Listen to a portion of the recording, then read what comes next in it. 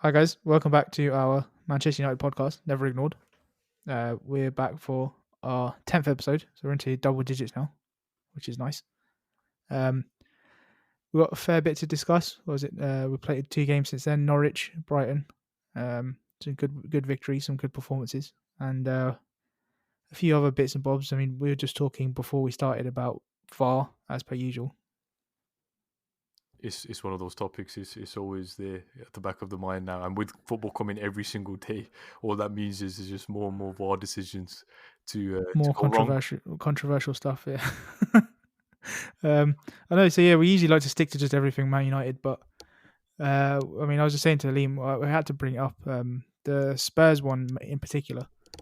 I don't know how they could have given that as handball against Lucas Moura, but It's insane because I've just watched the clip of it because it didn't happen too long ago from when we were recording, and yeah, the ball first of all looks like it hits his back. Second of all, I think it's dangerous play. Defender swinging or legging at a player that's on the floor. It's a bit. It's one of those where clear and obvious. I think are the two key words. I don't know if we need definitions for those to be provided to the match officials or the guys looking I for. mean, that's the big thing for me is, firstly, I don't think it's that particularly obvious that it hit his arm. To me, it kind of looks like it hit his back. So for anyone who didn't see it, basically Moura's attacking. He's been pushed over. Sheffield player's gone to clear it, and as he's fallen, well, VAR has decided that it's hit his arm, and then it's deflected to Kane, and Kane scored. And by the letter of the law, any handball that that ends up in a goal has been disallowed. But again, it's like we're saying, it's not clear that it actually hit his arm. Firstly, secondly, he got pushed over. It's like, where else is he? What's he going to do? Tuck his arms by his side and just fall head first onto the floor. And most importantly, Harry Kane ends up scoring in the 90th minute anyway, and removes my and ruins our fantasy clean sheets anyway. Yeah. So they might as well have let that one stand. But yeah, I guess that's a separate. Well, it was a good result for United. Actually, Sheffield winning 3-1 because Spurs were a bit closer than Sheffield were. So I know before the lockdown we were looking at Sheffield as one of the main rivals for Champions League spot, but there's now a 5-point gap between us and them. And now Spurs are 7 points behind because they've lost. So things are actually looking pretty good. What was it that we said before the lockdown? Restart the season. We need to finish the football. At the moment it's great to be a Manchester United fan, and also being them. It's been a good couple of weeks, right? Barring some stuff that happened in some other places, but we won't refer to that. From third down, it's been a good couple of weeks. So Leicester lost again, Chelsea lost, first time since the lockdown. Wolves are won again, so they're playing well. They're level on points with United. But yeah, Arsenal somehow snuck into the top half. But generally, United are playing well as well. That's probably the big thing. I think every season we should have a 3-month break during the season, and then get this bombardment of football every single day. I am enjoying the amount of football that's on the TV at the moment. Actually, I'll probably be a bit sad once it finishes, and then it goes back to having to wait 4 or 5 days between games. It is really good actually having some kind of football option every day, more or less, Premier League football. It kind of feels a bit like in the World Cup when you had like 3 games a day, that kind of thing. Yeah, it is quite nice. Which it's okay, but I do think that the quality has maybe not been the best since we come back. United have been pretty good, but there's been a lot of games where it's like the first half at least is 0-0. Yeah, definitely those first rounds of fixtures definitely felt like. Yeah. So I think fitness wise, it's definitely a challenge for some of the players. But yeah, so we did our last podcast. That was just after the Sheffield game where we won 3-0, right? Mm-hmm. I think it was just after that, right? Yeah. So then since then we had Norwich on Saturday in the FA Cup. So it was a bit of a struggle actually. So I thought we played some decent football, but it was tough to break them down, I guess.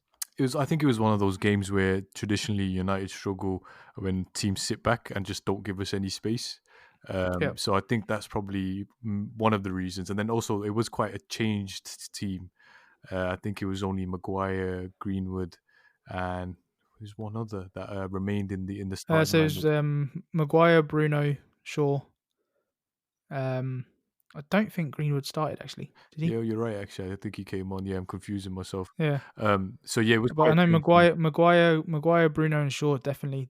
The three of them started. Bruno actually, well, Bruno and Maguire played the full 100 Has Maguire played 120 every minutes. game this season so far?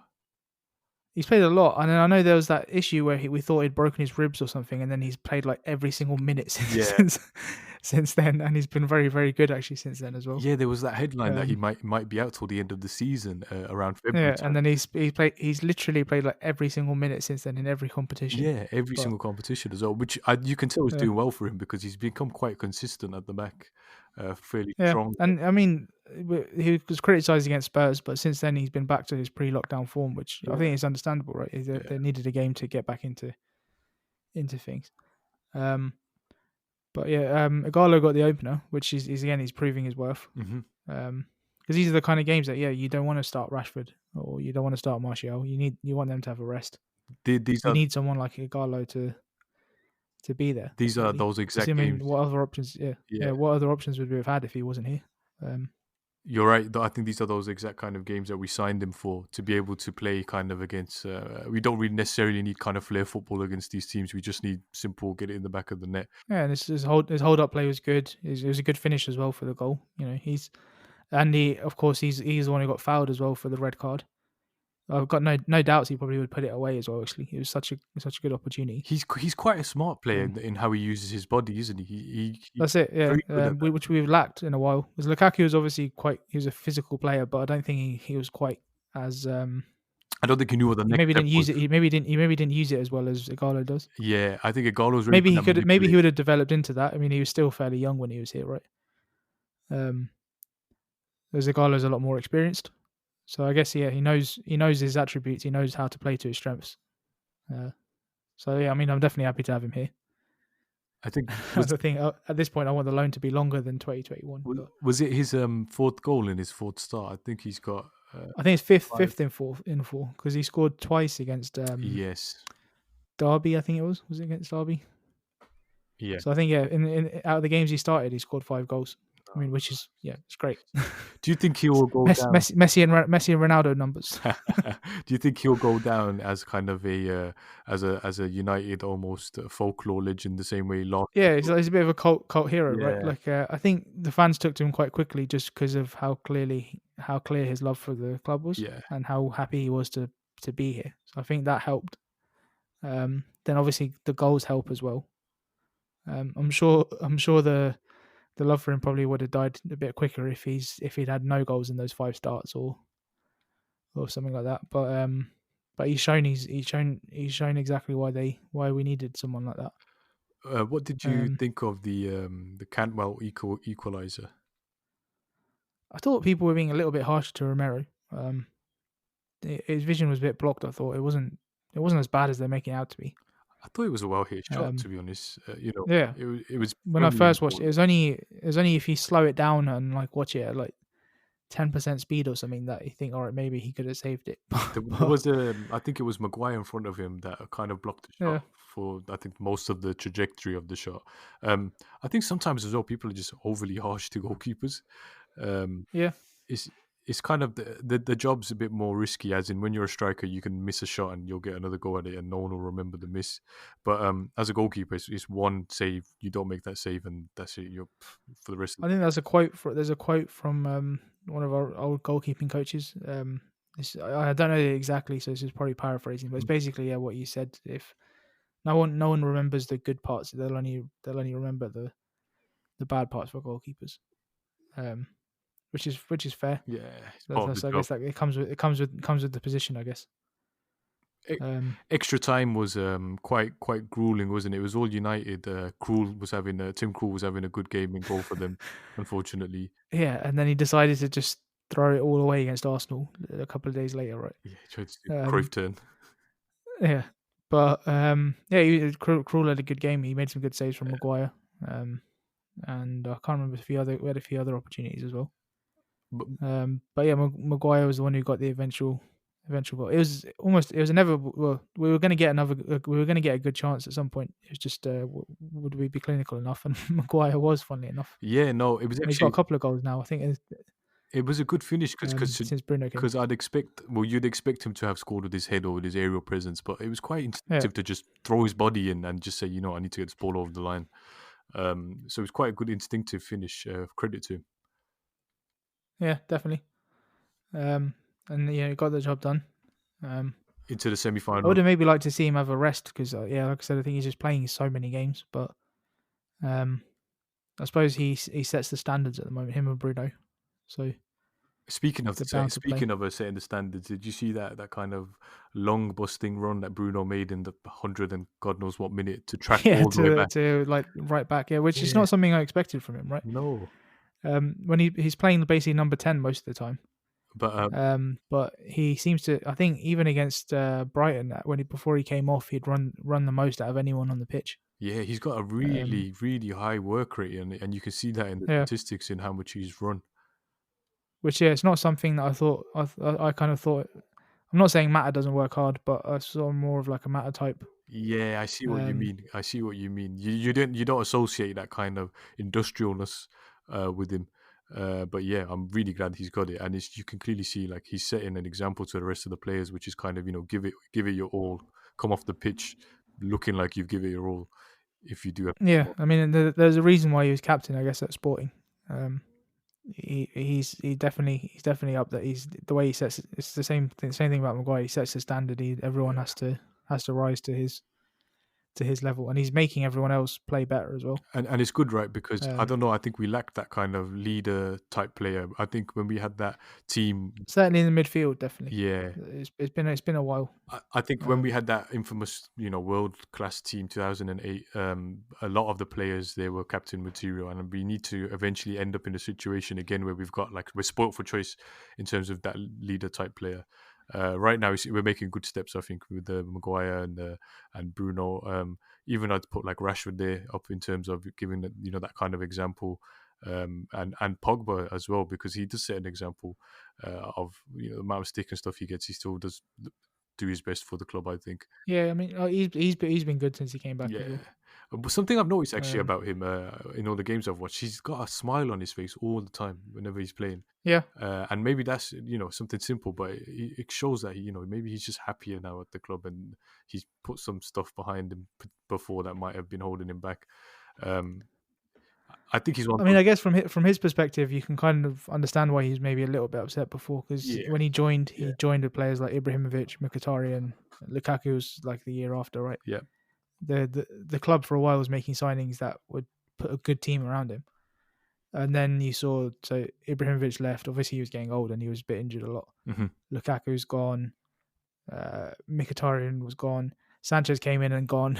like the a lot of the players that you think that were the signings that to make us like an elite team, they'd come and gone. Yeah, And then he's probably looking at stuff like players like no disrespect to Dan James, but when he's seeing signings like that, he's probably thinking, is this where I want to be right now? Because he could go to any club in the world, and I mean, he's that kind of player that he's thinking. I think what is he now, 27? So he's probably thinking these are the years that I want to be winning stuff. which is Are these players the ones that are going to get me there? yeah, no, Because he can't do it on his own. it's fair. It's a fair thought as well. Yeah, I agree as well. He's the kind of player I think that could pretty much start in any team, and teams that could be challenging for the Champions League or the Premier League, etc. So yeah, it's a fair thought from him. And hopefully, he's feeling a bit more comfortable now at United. And once this summer window commences, I think we discovered recently that was July the 26th. We might be adding to that caliber of the kind of players that should be playing for Manchester United. So yeah, maybe he'll be more happier. Fingers crossed. We're into the next round of the FA Cup semi-finals versus Chelsea. Game to be played the weekend of the 19th of July. I'm looking quite forward to that. It's, again, the four remaining teams are probably and they're all of good standard. Arsenal. What's interesting is it's the last four winners of the FA Cup. Ah, cool. I didn't know that. Cool fact. which is interesting, right? So I think Arsenal won it. No, sorry, we won it, then Arsenal, then Chelsea, then City. It sounds like some kind of World Cup, FA Cup. Yeah. Speaking of City, De Bruyne's just put them 1-0 up. He's just scored a penalty. Oh, I knew it. Which is interesting.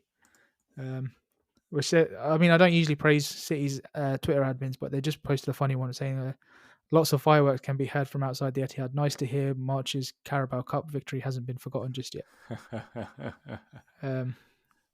So I guess we all know what that's in reference to, but yeah. But yeah, it's gonna be interesting. Last four, I guess. We've beaten Chelsea 3 times this season. Yep. But they looked good at the start of the lockdown. You know, they had a good win against City. Mm-hmm. But yeah, I mean, West Ham showed that they are still vulnerable. It was a very surprising loss to West Ham actually for them. But yeah, it does show that they are vulnerable. Yeah, so they're not the finished article yet. So there's no reason why we can't beat them. And it's obviously a neutral venue as well, Wembley. Yeah. So it'd be interesting to see how they're doing that. Did you say what date did you say? 19th of July. 19th of July. Yep, it's an evening kickoff. Okay, so it's still in the middle of the season. I would have thought it'd have made sense to push the semis till after the end and just have semis maybe Wednesday, Thursday, final Saturday or something. Just to keep. I mean, if you're gonna have a few clubs use Wembley and stuff, just all would have made sense. Yeah. Or just do it in a week. But yeah, well, what can you do? I suppose it's domestic still. So, but yeah, so I guess looking forward to that FA Cup semi-final. Wembley should be nice. Let's see how it goes. Yeah, fingers crossed. A place in the final awaits us, probably against Manchester City. I'm assuming. Yeah, I don't think Arsenal are going to pose too much threat, but you never know. They like to pretend that the Emirates FA Cup is their trophy, right? But, you know what? I wouldn't mind at all. An Arsenal United Cup final. I can't remember the last time that happened. I think was it 2005. Must have been the one we lost. Yeah, 2004, 5. So I think if that could happen, then gives. Also, I also think we probably beat them. We got on current form, chance of beating Arsenal overseas. But we've beaten City a few times this year as well. We have. And they might potentially have a Champions League final to look. At least last stage of the Champions League to look for. So no reason why. There's no reason why we can't beat any of the 3.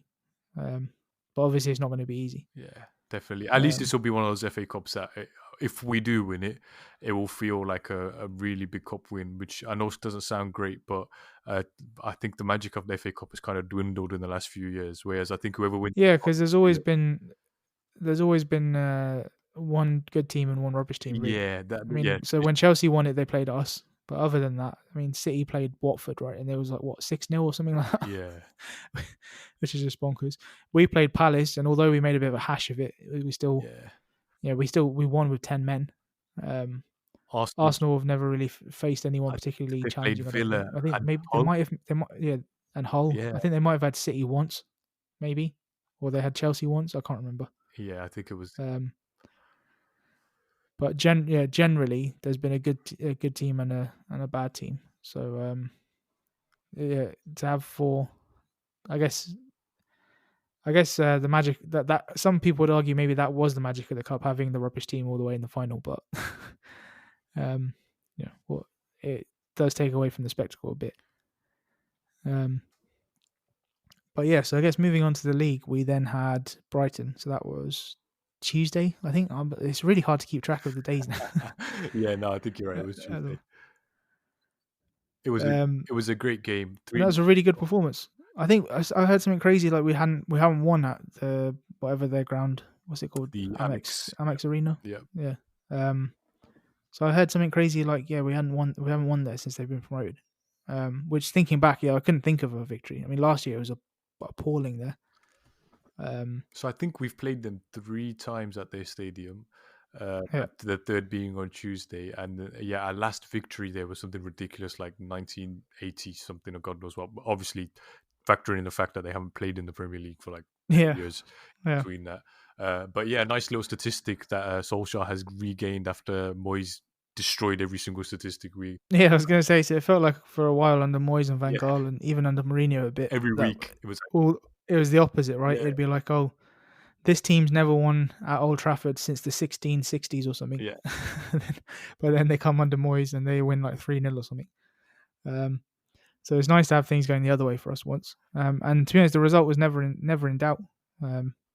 We scored quite early on again. It was good goal with Greenwood. These are those kind of things. The control he has on the ball is just brilliant. Like when he's doing those step overs and stuff. So I think you probably know I'm the biggest fan of his step overs. I don't stop going on about them. They're so smooth and silky. I think the way he sells the defender, it gives him no chance. But yeah, I just can't remember seeing anyone for a long time who's that controlled when he's doing step overs. Yeah, it's like usually when you because nowadays a lot of step overs are when the player's like stood still or something just to try and. But he's actually like running full pelt, and he's just the defenders have just got no clue what to do. And he's how old is he? 18, 19? 18, yeah. No, it's just incredible. It's just ridiculous. And it's a good finish. And the best part about his step overs are, as a defender, you don't know if he's going to take it right or left because he can use either. Yeah, because he can use both. Yeah. I think his preference is left foot, right, but he can, he can use both. So you don't know what to do. He looks like he could. He looks so promising for us. Very, very promising. That his goal was. It's 13 goals for him now this season, which when you consider how few games he's probably started, it's incredible. That's pretty good. 13 and 40. Yeah, for a kid. He is literally he's 18, so he's born in 2001. What is that? I've got another interesting statistic. That was his 6th league goal this season, which is the most goals by a person aged 18 or younger since Wayne Rooney, 2003. He got 9. Nice comparison to have. Yeah, definitely, and it's not bad company to be in terms of a comparison. Yeah. So. And it's the same. There's another similar comparison with the counter attack later. I mean, the second goal there wasn't really much to talk about, right? It was good build up play. Yeah. Nice combination between Pogba and Bruno, but massive deflection. Yeah. I'd like to think it was going in anyway, so minor. But the third goal, the counter attack, like that was brilliant. And the parallels again with Greenwood being like the Rooney type, and Bruno being the Ronaldo, the Portuguese finisher. It's been a very long time since we've seen a goal like that from Manchester United, hasn't it? It was so very, fluid, very long straight from the back, from a Maguire header, Matic to Greenwood. Greenwood's pick out to Bruno was just super. Bruno's finish just composed into the ground, just made sure he's gone in, hasn't tried anything too fancy. Super finish. I think the only thing disappointing about that goal was it lacked, that kind of crowd scream after a goal like that. and a crazy celebration. It's in the crowd, right? Yeah, it needed a crazy celebration with the crowd and the commentator going off his head. But that atmosphere is still the only thing that lacks now, obviously, without the fans in the stadium. But yeah, the goal from start to finish, like, is a good towering header from Maguire, and Matic's control and pass was brilliant. And I think one thing that's missed a bit as well is that Greenwood's touch and pass. He only took one touch before he passed it, but it was such a good touch that he didn't need to do. He didn't need to do anything else. And the pass, it was inch perfect, really. It was on a plate. You mentioned Matic there. He's been very strong. Before the return, he was very strong. But even now, since he's come back in, I definitely think our strongest mid three now is Pogba, him, and Fernandes. I don't think. Yes, it's hard because Fred was so good for the rest of the season, right? It's harsh to have him dropped, but at the moment, Matic is letting us have the attacking combination of Bruno and Pogba. Yeah, no, I agree. Whereas if we played Fred, we'd probably maybe still need Matic as well, or McTominay. I think it's difficult to play. I don't know if it would be difficult. I don't know if we could do Bruno, Fred, and Pogba. It would be difficult to play just Fred because I think Matic gives you that security. He's very, very rarely going to do something silly with the ball. Whereas with Fred, he can sometimes miscontrol or run into a player. And he's definitely improved in that a lot. And like his, but the one thing I liked about him before the lockdown, his pressing, very high up the pitch. I thought they'd improved that a lot. Especially against City, he gave them a really tough time. They could never get out of their box, basically, never get out of their. They struggled to get out of their half without him doing something.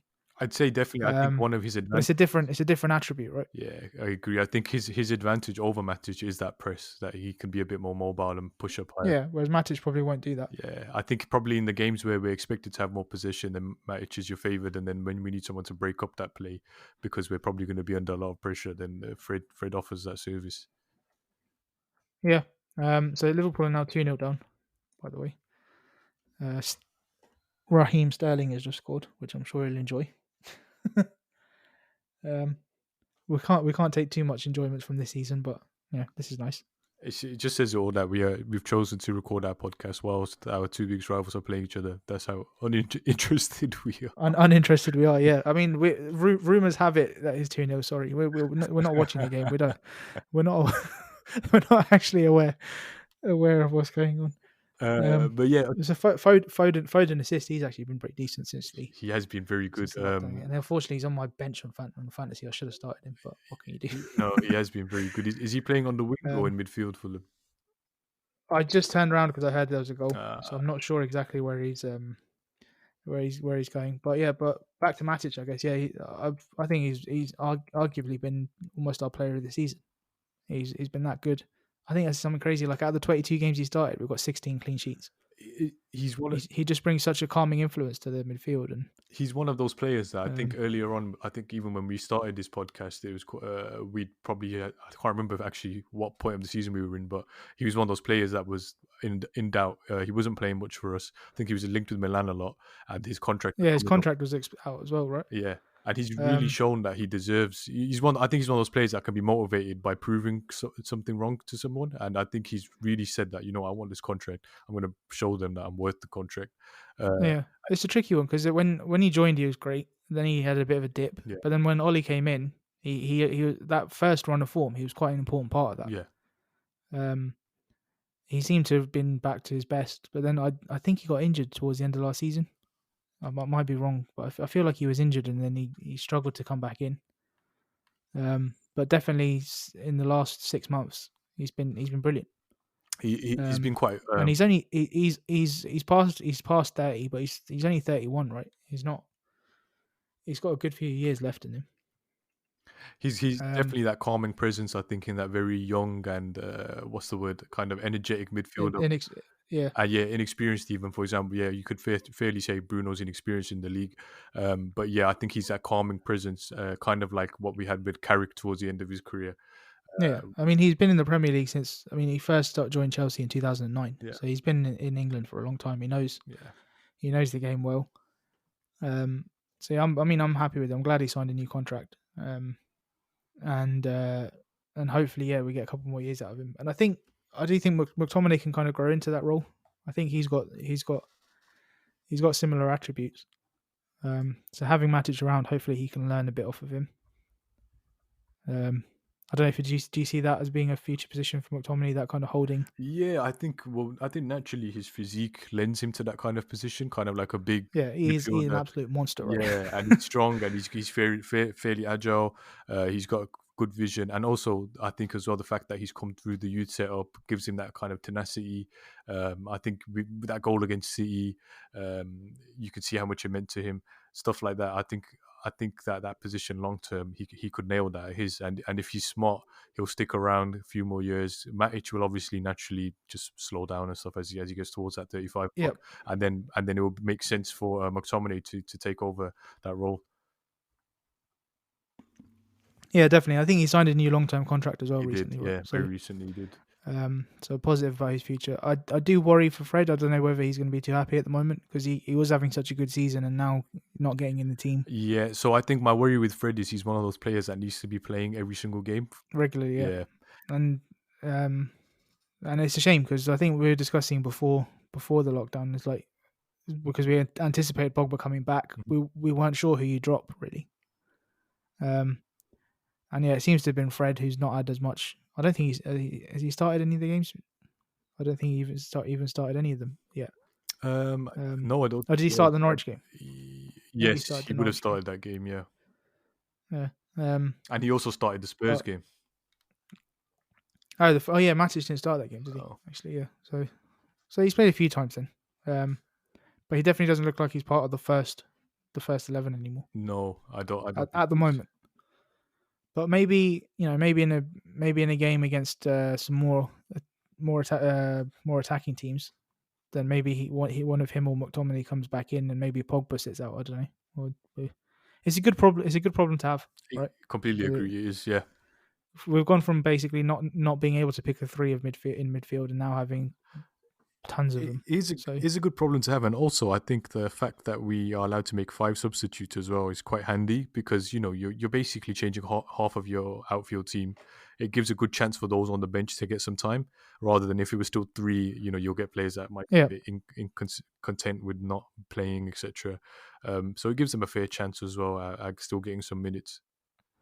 I also think it's a good argument to make that Liverpool's title win is invalid. Because the rules are changed during the season, right? So the competition we've come back to is not the same. Not the same. Because you could argue, if you look at squads, right? You look at Man City squad. If you could name 9 players on the bench and have 5 subs every game, I can't imagine City would lose too many. Obviously, they lost to Chelsea the other day, but let's say it's a normal season. Yeah, no, it's a fair point, and Liverpool's bench is it's not as in depth as it's not as strong, right? No. So yeah, if you can make 5 subs, and have that amount of squad, like City squad is huge. It's probably the biggest squad in the Premier League, right? In terms of quality, they've almost got.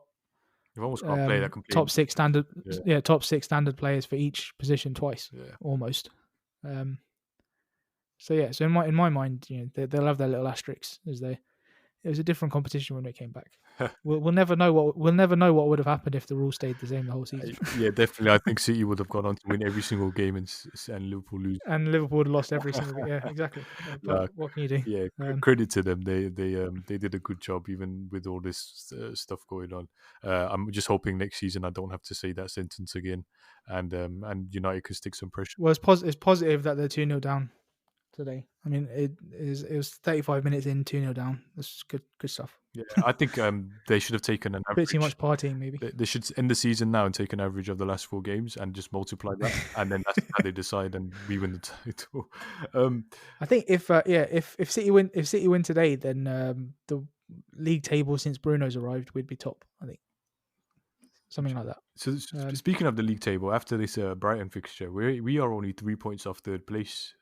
Leicester. That's one good point actually. So we were saying at the start that it's been a good couple of days for United. So Leicester lost, Chelsea lost. So other than the Wolves victory, it's looking good. So Wolves are level with us on 52 points, but we've got a better goal difference. Then we're only 2 points behind Chelsea, and we've got a much better goal difference than them as well. And 3 points behind Leicester. Leicester do have a better goal difference, but the way they're playing at the moment, and we've got to play them the last game of the season as well. Yeah, and also bear in mind Leicester's goal difference is that high because they've absolutely smashed Southampton. Was it 9-1 or 9-0? That's true. It was 9. I think it's 10. Did they get 10? I can't remember. They got 10-0. This is pre-lockdown. Because I think the different era. I think the record was United beat Ipswich 9-0 or something, and so I think Leicester got the 10. Yeah, so they basically stat-padded a goal a game. So that doesn't count. Yeah. Oh no, sorry, it was 9-0. It was the biggest away win. That's what the record they got. So it was very interesting that we're only now 3 points behind us. You know what? I'm glad you brought that up because I was just looking at the table. We're actually they've got 9 goals on us. So it is literally. It's that game, yeah. It's literally that game. Thanks, Southampton. Appreciate it.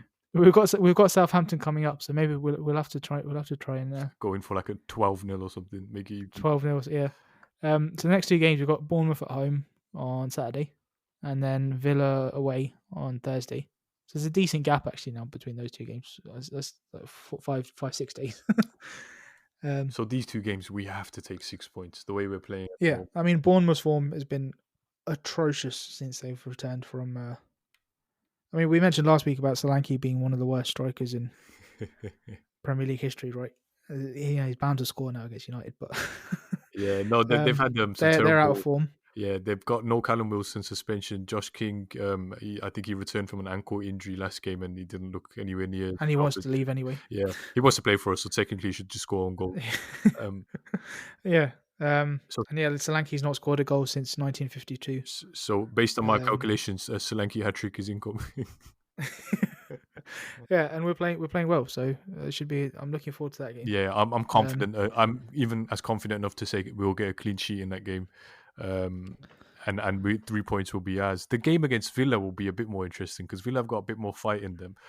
Interestingly, I don't It's know. interesting you say that. They're exactly level. They've got the same goal difference, same points as well. So although we kind of perceive Villa as being a bit of a better team, they're still having just as rough of a time with as Bournemouth. with Villa's return to football. I think I've watched all of their games, and Grealish has been an absolute shadow of the player that he was before. I don't know if his mind's Yeah, I wonder if completely. the off the field off the field stuff that he had during Yeah, he lockdown, did whether have that's those. on his mind or something, or maybe he's looking at his next move. Because there's always a danger that apparently it's 3-0, by the way. Wow, I'm I looking don't forward to want to watching interrupt us. this. It's Foden 3-0. And it's not even half time yet. Have Liverpool got their strong team out? Have they rested? Yeah, there's Oh, full lovely, team. lovely. I'll take that -1 hit on Gomez in my fantasy team. Foden's on my bench. I can't believe it. I hope What's someone this? doesn't play in my. I think my full team's played. Obviously we're getting distracted, but It's all right. It's what happens. it's The hard. Premier League's It's on hard. every day. Yeah, De Bruyne assist as well, so that's good for fantasy as well. What was I saying? you Villa, you're Grealish. talking Yeah. about Grealish, yeah. So there's been this thing. I know there's this guy for Charlton. Obviously, there's Championship, but he was out of contract June 30th, so he refused to play for Charlton for the rest of the season because he didn't want to risk Yes, he didn't want to risk getting an injury. I saw this. So obviously Grealish can't do that because he's in contract. But there's been lots of rumors linking him with a big move. Yeah. But maybe he doesn't want to risk the injury as well. So funnily enough, slightly off topic, but that Charlton player you mentioned, a clip went viral of him about 2 weeks ago, I think, where he was playing football in like the park with some guys, taking some shots and stuff like that with a Right. not semi-professional, with an amateur team that YouTube records every single one of their games, and he was training with them, like taking shots and stuff, and all the comments were, blah blah blah. Yeah, I just thought I'd mention that because I saw that on Twitter. But yeah, with Jack Yeah. Grealish, it looks like his head's turned. I was just doing some digging before we started recording this pod, and Tim Sherwood, famed Aston Villa previous manager, is convinced that Grealish has already agreed a move to United, and also the gossip column, my trusty source since the age of 9 of football gossip, has stated yesterday. Daily read. Yeah, has stated yesterday that Grealish has told his close family friends that he's bought a house in the northwest of England. So United, City, Blackpool, who knows? I don't see him going City. I think City have got enough players. I don't see him going Liverpool. I think with the emergence of Wigan have just gone into administration, so I think maybe he's buying Wigan. they're probably out of the question as well. they're probably out of the question as well. If that's true, I think he's probably likely to sign for us. But how would you feel? again, it's like at the moment, I don't know where does he's definitely a good player. Maybe right wing option. He'd have to be on the right wing, wouldn't he? Yeah. But what does that mean for two things? Number one, Greenwood. Number two, Sancho. If we continue, For me, I don't think it affects Greenwood. I think neither Sancho or Grealish would affect Greenwood because I do see Greenwood's long term position as number 9. Mm-hmm. Yeah, I agree. So we need more players anyway, just for more depth. Because at the moment, I mean, on the bench, the only winger we've got is James. Yeah, I guess Chong maybe as well. So we need depth in that area, right? Grealish he'd be a starter to begin with. But you don't want to, like we've said it about Rashford a few times, you don't want to overdo it with these youngsters. Because like Rooney was playing 30, 40 games a season when he was 16. Yeah. Greenwood's played 40 games this season. Rashford he's had his injury, but he plays a hell of a lot of games as well. There's a danger if you play the kids too much, then they might not last as long. I see your point. I mean, someone like Greenwood, you'd expect him to be around, 4 or 5 seasons time. I imagine he'll be a firm first choice starter by that point. And football changes a lot within that period. So our current number 9, Martial, you never know. He could be there, he could be not, he could be on a decline. Who knows? potentially world class striker. Yeah, I mean, so if you we're discussing needing a striker as well, but maybe if you got Grealish and Sancho, or even just one of the two, then you got enough between all three positions to have some decent options to rotate, and bench options as well. Because you'd imagine, I think these rules might carry on till next season, because the time between the two seasons is not going to be much. The European games finish in August. It's going to be a very short turnaround between the two, and then there's supposedly the Euros as well. The players are going to need to be rotated a lot, so definitely having a big squad is going to be useful. I think what would be very useful, and I'm not too sure how they're going to handle this, is potentially increasing the number of substitutes to maybe 4 on a long-term basis, and potentially even the drink breaks. I don't know how will they then go from a point where they said, yeah, we need these things, to no, we don't need them anymore. I think the drinks breaks, as the weather gets colder, they got to phase those out, because they disrupt the game a lot. And I don't know. I don't know how necessary they are. Like, 'cause some of the games, the weather's been pretty miserable, and then and having a full break. I mean, I don't know if that's a long term thing. Maybe the subs thing might be. I mean, previously, back in the day, it was 3 subs allowed, but only 5 on the bench. They've changed to 7. Yeah. I mean, I kind of think, why not just name? I don't know. You can have your full squad on the bench, but only change only change 4, maybe 4 or 5.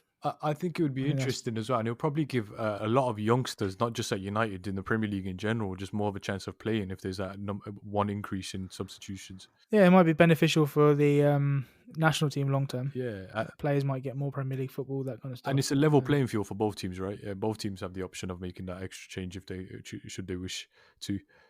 But who knows? We'll see how they phase that out. Just before we wrap up, let's talk about Angel Gomez. Revealed yesterday that he hadn't accepted that contract extension. He's currently a free agent.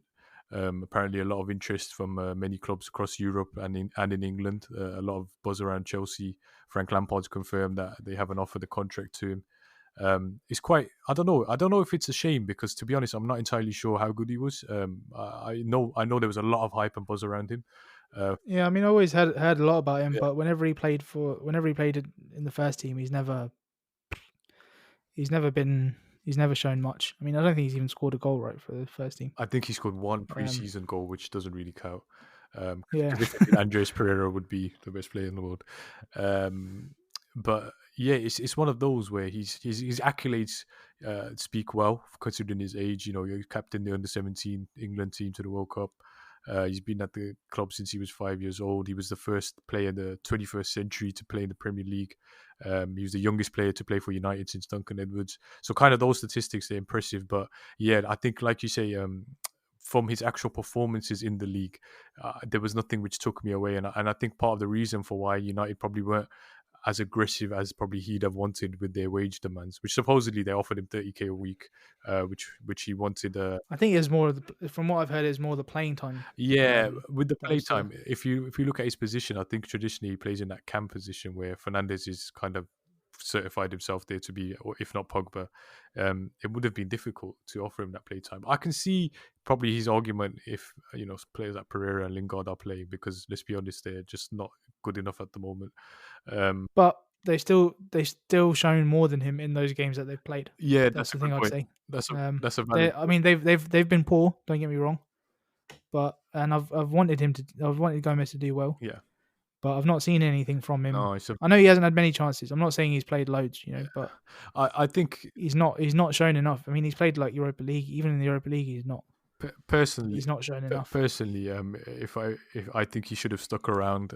Certain players will phase out naturally. I think Lingard, Pereira, Mata, that's 3 kind of attacking mid positions that may become available, and he should have probably just played the long game. But maybe his quality is so good and self belief that he can go to another team, and this could be another Pogba. Who knows? We'll just have to see where he ends up going. I just wonder if I mean, the thing is, he's quite small. He's quite small. He's very small, yeah. And he's not physically very big. I just wonder if he's cut out for cut out for it. I don't know. We'll have to wait and see. I think the Chelsea interest, I think that's drummed up by his agent. I really do. I've got no sources for that, but I mean, Lampard's denied their interest, and I think they would have moved for him by now, right? I think it would make sense for him to move abroad. Maybe give a risk a punt in the German league after success of Sancho and Nelson to an extent last season. But even that you'd expect because the foreign clubs can they can make an offer 6 months before your contract expires. Yeah. So I'd have expected to see something like that. I'd expect to have heard something by now at least. Yeah. But it's an interesting point. It would be interesting to see where he ends up. Wishing him the best of luck. I assume he's going to go to at least a top 10 team within the Premier League. And from next season we'll be able to see what he offers. Yeah, definitely. So yeah, I think that's all for this week. We've got not much else to cover. But yeah, so we will be back after. Will we have had 2 games? Oh, we're actually playing next Thursday. We'll be Maybe back. We can do one of those. Those watch along seem popular now, right? We can do a pod along, something like that. But yeah, hopefully it'll be 6 points in the bag and a step closer to the Champions League. Out of interest, who are Leicester playing and Chelsea in the next 2 games? I feel like Leicester have Arsenal at some point. Lovely. They've got a reasonably difficult fixture list coming up. So Leicester they've got Palace at home and then Arsenal away. So those games will be done by the time we have our next pod as well. Super. So yeah, so if you guys want to leave a review, do that on iTunes or find us on Twitter, Instagram. It's either Never Ignored or Never Ignored Pod. I can never quite remember, but but yeah, we'll be back same time, same place next week. Bye.